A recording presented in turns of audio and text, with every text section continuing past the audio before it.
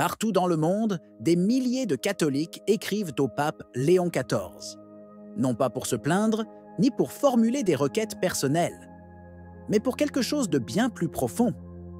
Un mouvement silencieux se développe, sous le regard d'une Église divisée. Que se passe-t-il vraiment? Et pourquoi maintenant? Suivez-nous jusqu'à la fin. Vous pourriez apprendre quelque chose que personne ne veut vous dire. Il n'y a eu aucune proclamation officielle, aucun document doctrinal, aucune motivation théologique.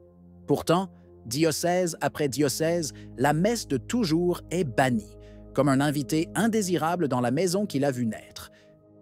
Cela s'est produit à Charlotte, Détroit, Tulsa et ailleurs. Sans explication, les évêques annoncent qu'à partir de juillet, la liturgie tridentine sera supprimée, réduite ou confinée à des marges de plus en plus étroites. Les fidèles, perplexes, blessés, se demandent pourquoi. La question revient jusqu'à Rome. Le pape Léon XIV est-il informé? Ou pire, consent-il? Son pontificat vient de commencer, et beaucoup espéraient une restauration liturgique. Sa procession du Corpus Christi, à pied, avec le Saint-Sacrement élevé au milieu du peuple, avait enflammé les cœurs et suscité l'espoir. Mais aujourd'hui, ces espoirs s'évanouissent. Pourquoi précisément maintenant, dans cette phase de transition papale, les évêques les plus hostiles à la tradition semblent-ils se précipiter?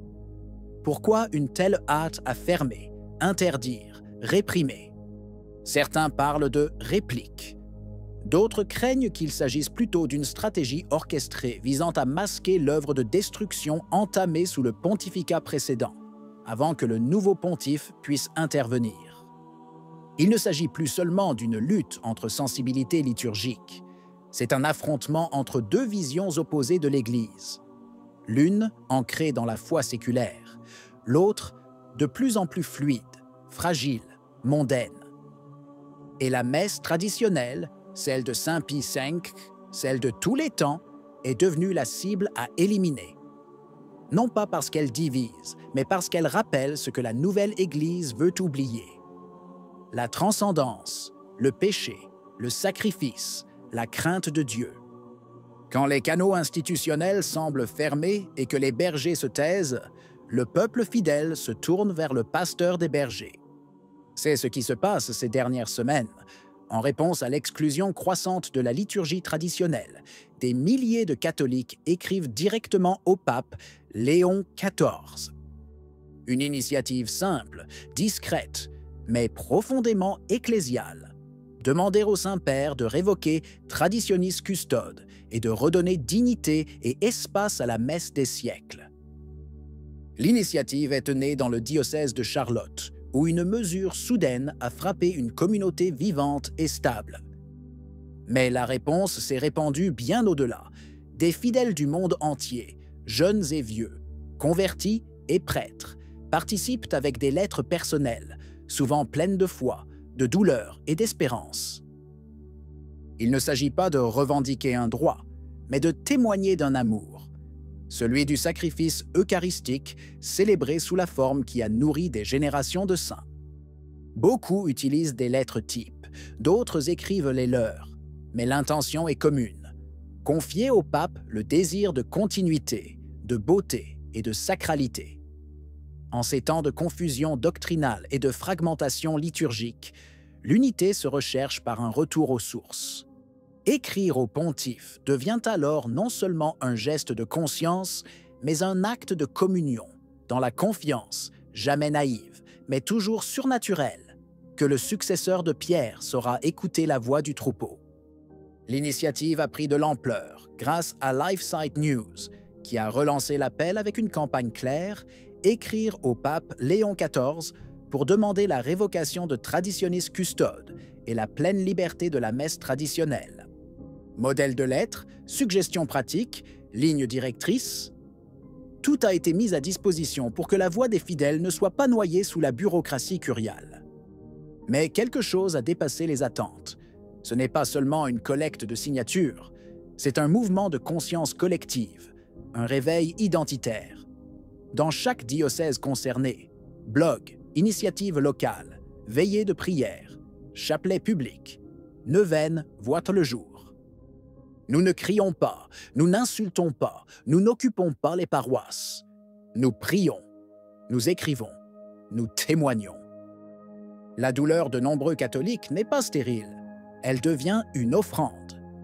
Les familles qui considéraient la messe antique comme le cœur de leur vie spirituelle ne fuient pas et ne s'adaptent pas passivement. Ils choisissent la loyauté. Ils se lèvent, unis, comme un petit groupe déterminé à protéger ce que les autres jettent. C'est le début de quelque chose. Peut-être ne modifiera-t-il pas immédiatement les décrets des évêques. Peut-être ne sera-t-il pas bien accueilli par Rome. Mais il montre déjà au monde que la tradition n'est pas une relique du passé, mais une sève vivante, capable de générer une vie nouvelle même sous la persécution. Alors que dans de nombreux diocèses, on tente d'effacer toute trace de l'ancienne liturgie, dans d'autres paroisses, souvent en silence, loin des projecteurs, quelque chose revit. Aux États-Unis, un nombre croissant de communautés réinstallent des balustrades de communion. Nous revoyons l'autel tourné vers Dieu, le silence pendant la consécration, le chant grégorien. Et surtout, nous revoyons le geste que personne ne pourra jamais supprimer, le fidèle qui s'agenouille devant l'Eucharistie. Le National Catholic Register a rapporté le cas d'une paroisse en Géorgie, où le curé, le père Doi Kwiatkowski, a réintroduit la communion à genoux. Résultat, 90% des fidèles ont spontanément choisi de s'agenouiller, allant même jusqu'à recevoir la main. Un signe fort, lorsque l'occasion de s'incliner leur est offerte, les fidèles répondent que présents. Ce retour au sacré n'est pas le fruit d'une nostalgie esthétique, mais d'une réelle soif de vérité. Là où la dignité du culte est restaurée, les vocations, les jeunes familles et le silence de la prière reviennent. Là où le corps du Christ est honoré par des gestes anciens, le cœur s'ouvre au mystère. Il ne s'agit pas de restauration imposée, mais de choix pastoraux inspirés. Et c'est précisément ce qui inquiète certains milieux ecclésiaux. Que, sans commandement, sans pression, sans appareil, le peuple retourne de lui-même à l'Éternel. Un signe que le cœur catholique n'est pas mort. Il faut simplement le laisser libre de pratiquer son culte. D'un côté, il y a des évêques qui accélèrent, répriment, interdisent, comme s'ils voulaient éteindre rapidement les derniers feux avant l'aube. De l'autre, un peuple fidèle qui ne cède pas à la provocation, mais résiste par le silence, la prière et l'espérance. Et au milieu, au centre de la scène, il est là, le pape Léon XIV. Elle ne peut plus rester en retrait. Elle ne peut plus observer sans prendre position. Trop de croyants ont été touchés. Trop de communautés ont été dissoutes sans raison. Trop de beauté a été considérée comme un problème plutôt qu'un don. L'Église est arrivée à un carrefour. D'un côté, la poursuite d'une dérive qui a appauvri la liturgie, vidé les séminaires et éloigné des générations entières du mystère. D'autre part, la possibilité réelle d'un retour au sacré, à la vérité, à la messe qui a formé des saints, converti des cœurs et perduré au cours des siècles. Le temps d'attente est révolu.